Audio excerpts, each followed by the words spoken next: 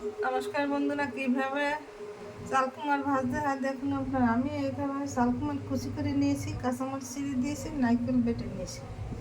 এখন এখানে কড়াই দিয়ে দিয়েছি, চুলে ধরিয়ে দিলাম। চুলায় 1 টেবিল চামচ তেল দিয়ে দিলাম।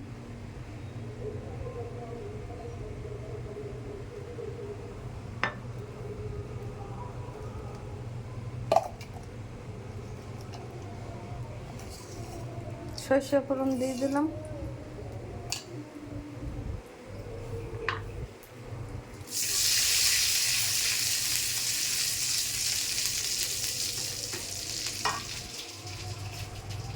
এখন নারকেল বাটা দিয়ে দিলাম তেলে।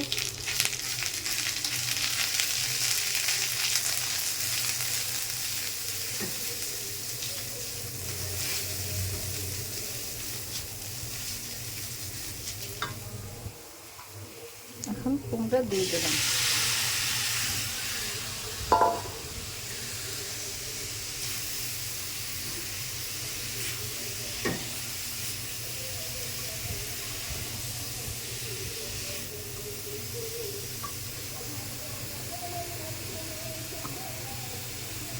এর মধ্যে 4 ভাগের 1 ভাগ হলদি দিয়ে দিলাম,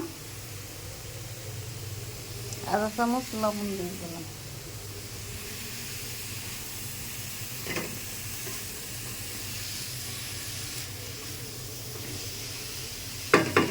ঢাকনা দিয়ে ঢেকে দিলাম। 2 মিনিট পর ফিরে আসি। 2 মিনিট পর ফিরে আসি। কুমড়ো প্রায় হয়ে গেছে। আর 1 চামচ চিনি দিয়ে দিলাম। চিনি দিলে স্বাদ ভালো হয়, খেতে অনেক সুস্বাদু লাগে।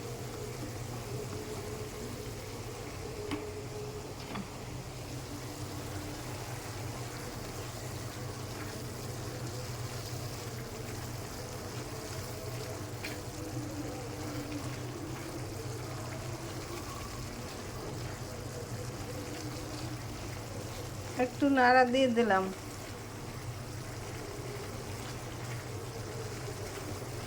খুব জানতে ইচ্ছে করে, খুব জানতে ইচ্ছে করে, তুমি কি সে আগের মতনই আছো? তুমি কি সে আগের মতনই আছো, নাকি অনেকখানি বদলে গেছে? জানতে ইচ্ছে করে, খুব জানতে ইচ্ছে করে, এখনো কি প্রথম সকাল হলে স্নান সেরে পূজার ফুল তুলে, পূজার ছলে আমারই কথা ভালো বসে ঠাকুর ঘরে? জানতে ইচ্ছে করে, জানতে ইচ্ছে করে, তুমি কি সে আগের মতনই আছো, নাকি অনেকখানি বদলে গেছো? জানতে ইচ্ছে করে, এখনো কি সন্ধ্যাবেলায় আমার বাড়ি ফেরার সময় পেরিয়ে গেলে? অনেক অভিমানে চোখ দুটো কি জলে ভরে? জানতে ইচ্ছে করে, খুব জানতে ইচ্ছে করে, তুমি কি সে আগের মতনই আছো, নাকি অনেকখানি বদলে গেছো? জানতে ইচ্ছে করে। একটু মনে পড়লে তাই গান গেয়ে দিলাম। আমার চালকুমার ভাজা হয়ে গেছে, এখন তুলে নিলেই হবে।